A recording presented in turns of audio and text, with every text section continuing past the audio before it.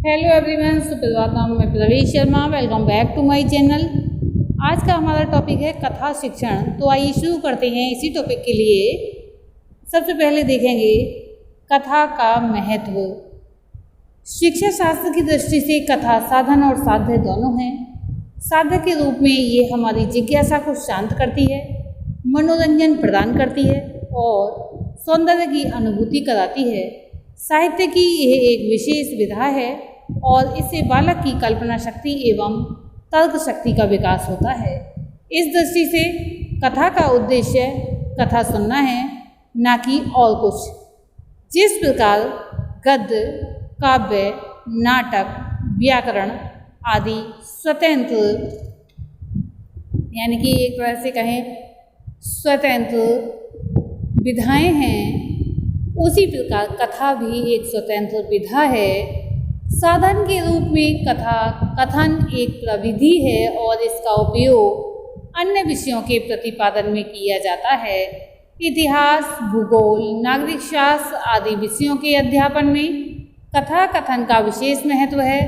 कभी कभी भाषा के अध्यापन में गद्य खंड अथवा पद्यांश को पढ़ाते समय किसी अंत कथा का स्पष्टीकरण किया जाता है। इस अवसर पर भी कथा एक साधन के रूप में हमारे समक्ष आती है। इस अध्याय में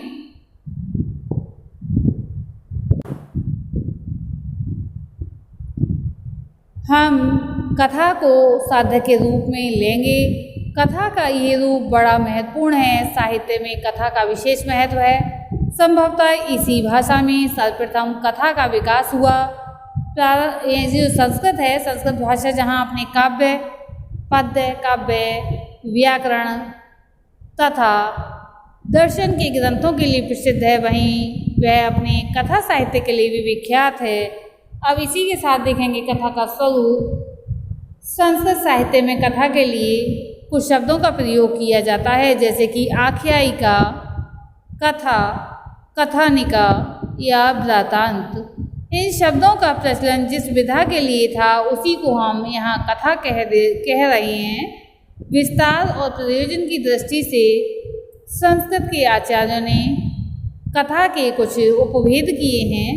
मुख्य उपभेद हैं आख्यान, परिकथा, खंड कथा, सफल कथा, उपकथा, बृहद कथा। अब देखेंगे संस्कृत का कथा साहित्य। संस्कृत साहित्य विश्व में कथा की उद्गम भूमि है, जहाँ से कथाओं ने पश्चिमी तथा पूर्वी देशों की यात्रा कर वहाँ के साहित्य में घर कर लिया है और उन देशों की रहन सहन, जनजीवन, आचार विचार में पूर्णतया घुल मिल गई हैं। संस्कृत साहित्य में कथाएं केवल कौतुकमयी प्रवृत्ति को चरितार्थ करने के लिए ही नहीं, अपितु धार्मिक शिक्षण हेतु भी प्रयुक्त की जाती थीं। इसी कारण ब्राह्मणों, जैनियों व बौद्धों ने समान भाव से साहित्य के इस अंग का संग्रहण एवं परिवर्धन किया। संपूर्ण विश्व साहित्य में भारतीय संस्कृत कथा साहित्य का अपना एक विशिष्ट स्थान है। यद्यपि विश्व साहित्य में भारतीय संस्कृत तथा यह कह सकते हैं कि कथा साहित्य का उद्गम सुदूर पूर्व समय में भारत भूमि पर ही हुआ था, तथापि इसकी महत्ता एवं गौरव को हमने पाश्चात्य विद्वानों के स्वीकार करने के बाद ही सराहा और आज अत्यंत त्वरित गति से सभी सभ्य देशों के साहित्य में व्याप्त हो गई। डॉक्टर बलदेव उपाध्याय ने लिखा है, डॉक्टर बलदेव उपाध्याय लिखते हैं, कथा साहित्य का उदय इसी भारतवर्ष में हुआ और इसने ही संसार के सामने इस साहित्यिक साधन की उपयोगिता सर्वप्रथम प्रदर्शित की। भारतीय साहित्य की विश्व साहित्य के लिए जो देन है, उनमें इस लोकप्रिय कथा साहित्य की देन विशेष महत्व रखती है। पाश्चात्य जगत के प्राचीन कथा साहित्य से परिचित विद्वानों को ये बताने की आवश्यकता नहीं कि भारतवर्ष की कहानी की, यानी कि जो भारतवर्ष है, कहानी की उद्गम भूमि है, यहीं से इसने भ्रमण करना आरंभ किया और यह समस्त सभ्य देशों के साहित्य में व्याप्त हो गई। कथा की उत्पत्ति मानव के विकास से संबंधित है, क्योंकि जैसे जैसे मानव का विकास होता गया वैसे ही इसकी उत्पत्ति के साथ कथा का भी विकास होता चला गया। प्रारंभ में कथा का रूप मौखिक रहा। आदिम मानव ने अपने विस्मय, उत्साह, क्रोध, वीरता आदि भावों को व्यक्त करने हेतु अनुभूत और काल्पनिक प्रसंगों को कह सुनाया। इससे लोक कथा की परंपरा विकसित हुई। जैसे कि राजा महाराजा लोग हुआ करते थे और अपने दूतों को भेजा करते थे, वे कथा के रूप में अपने महाराज यानी राजा के सामने उस बात को प्रस्तुत किया करते थे या फिर लिख कर दिया करते थे। तो एक तरह से यही है कि उसमें कुछ ऐसे शब्दों का प्रयोग करते थे जो कि रोचक भाव की उत्पत्ति करता हो।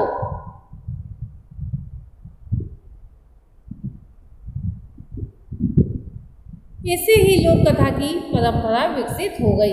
यानी कि कहने का तात्पर्य यहाँ पर यह है कि काल्पनिक प्रसंगों को भी कह सुनाते हैं, इससे लोक कथा की परंपरा विकसित हो गई। नीति कथा की उत्पत्ति विषयक मीमांसा में प्राणी कथा का महत्वपूर्ण स्थान है, क्योंकि विश्व के किसी भी सभ्य राष्ट्र से पहले ही भारतीयों ने अद्भुत कथा प्राणी कथा को मौलिक रूप प्रदान कर संस्कृत साहित्य में जो है ग्रंथबद्ध कर रखा है। लोक साहित्य में प्राचीन युग के मानव की प्राचीनतम संस्कृति एवं सभ्यता को प्रतिबिंबित किया गया है। सर जेम्स फ्रेजर के अनुसार लोक साहित्य में मानवीय मन के प्राचीन अवशेष प्राप्त होते हैं।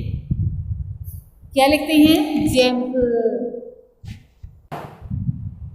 क्योंकि अगर किसी के अंदर विश्वास है ही नहीं तो फिर लोक कथाएं जो होती हैं उन पर कोई विश्वास नहीं करेगा, और जब विश्वास नहीं करेगा तो उसमें ना ही तो उसे रुचि होगी और ना ही दूसरों को उसके विषय में परिचय कराएगा। आदिम मानव के अनेक विश्वास रहे हैं, जैसे पशु पक्षी एवं अचेतन पदार्थ। ये मानव तुल्य कार्य एवं संभाषण कर सकते हैं। कादम्बरी में इस दिशा में पर्याप्त संकेत मिलता है कि पूर्व जन्म होता है, यानी कि पहले लोग किसी और के रूप में जन्मे थे, पशु के रूप में, पक्षी के रूप में या कि मनुष्य के रूप में, और जब अब मृत्यु हो जाएगी तो आगे भी ये मनुष्य जो है जन्म लेंगे, चाहे जैसे भी जन्म लें। यहाँ कर्म का सिद्धांत भी लागू हो जाता है कि व्यक्ति जैसा कर्म करता है और वैसा ही जन्म मिल जाता है। साथ ही पशुओं के मानववत व्यवहार की कल्पना भी पुष्ट होती है। बाल मन ही नहीं अपितु युवा वृद्ध सभी ये विश्वास करते देखे गए हैं कि किसी समय पशु भी बातचीत कर सकते थे। ये ऐसा मानते हैं। आदिम मानव का प्रकृति और प्राणियों के साथ आत्मीय संबंध था। प्रकृति और प्राणी उनके जीवन के अंग थे। सभ्यता के विकास क्रम से मानव में सने सने परिवर्तन होता गया, किंतु प्राणियों के चिर सहवास से प्राणियों में अपने जीवन का प्रतिबिंब देखता रहा। उसने देखा मानव की भांति पशुओं में भी भय, क्रोध, ममता के भाव होते हैं। साथ ही भिन्न भिन्न पशुओं का स्वभाव भी भिन्न भिन्न होता है। सियार चतुर होता है और अन्य पशुओं की ईमानदारी, स्वामी भक्ति की कोई तुलना ही नहीं की जा सकती। चूहा का स्वभाव, जो चूहे होते हैं उनका स्वभाव चोरी से अनाज खाना है आदि। यही अनुभूति में तथ्य से उद्भूत अनेक कथाएं प्रथाएं प्रचलित हो गईं।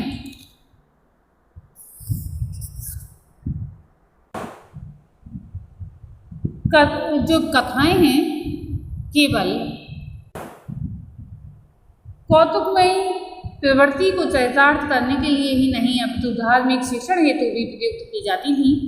इसी कारण ब्राह्मणों, जैनियों व बौद्धों ने समान भाव से साहित्य के इस अंग का जो है संग्रहण या परिवर्तन किया। ये बताया ही जा चुका है। ऋग्वेद से देवत कथा, पुरातन कथा, इतिहास, पुराण, आख्यान, नीति विषयक विचार व सूक्तियाँ उपलब्ध हुई। इनमें कहानी तत्व, मानवीकरण की प्रवृत्ति, नीति विचार तथा पाठ देने की प्रणाली आदि सामग्री परिकथाओं में सम्मिलित होकर नीति कथा के रूप में विकसित हुई। प्राणी कथा का प्रचलन प्रथाओं, विश्वासों तथा परंपरा से हुआ और इनका प्रधान उद्देश्य विशुद्ध मनोरंजन रहा। इसमें ऐतिहासिक अभ्यास भी होता है। नीति कथा की उत्पत्ति से पुरातन कथा एवं दैवत कथा का महत्वपूर्ण योगदान है। साहित्य में प्रवेश करने से पूर्व ये भी लोकप्रिय कथा रही। परंपरा से प्राप्त अतिमानुष व्यक्तियों की कथाओं को धार्मिक भाव से प्रेरित होने पर दैवत कथा पवित्राध्यान कहा जाता है। वेदों में पुरुरवा एवं उर्वशी का आख्यान पवित्राख्यान है। इंद्र, वरुण आदि देवताओं की अनेक गौरवमय प्राचीन कथाएं प्रचलित हैं। ये धर्म कथाएं नाग व सर्पों की कहानी लोक कथा के रूप में रही हैं, परंतु जब नाग को देवता मान लिया गया तब शेष, वसुकी, तक्षक आदि व्यक्ति दैवत तथा साहित्य के अंग और श्रद्धा के प्रतीक बन गए। उन पर भी कथाएं लिखी गई हैं। संस्कृत की कथाएं बड़ी ही कौतूहलपूर्ण हैं। पंचतंत्र तथा हितोपदेश तो नीति संबंधी उच्च कोटि की कथा ग्रंथ हैं। संस्कृत कथाओं का मुख्य उद्देश्य धर्मार्थ का मोक्ष की प्राप्ति ही है। इन कथाओं में नीति, रीति के उपदेश भरे पड़े हैं। शिष्टाचार, सदाचार, राजनीति तथा लोकनीति संबंधी विषयों का प्रतिपादन कथाओं के माध्यम से किया गया है। पंचतंत्र संस्कृत का अत्यंत प्राचीन कथा ग्रंथ है और महिला रौप्य के राजा अमर शक्ति के पुत्र अयोग्य, विवेक शून्य एवं शास्त्रों को न जानने वाले थे। इसी कारण से इनका नाम अयोग्य था। उन पत्रों को यानी कि जो हैं नीतिवान बनाने के लिए, जो पात्र हैं नीतिवान बनाने के लिए विष्णु शर्मा नामक ब्राह्मण गुरु रखे गए। आचार्य विष्णु शर्मा के नीति युक्त उपदेशों से राजकुमार विवेक युक्त और ज्ञानी हो गए, ऐसा माना जाता है। विष्णु शर्मा ने उस राजकुमार को शिक्षित करने के लिए कथाओं का आश्रय लिया।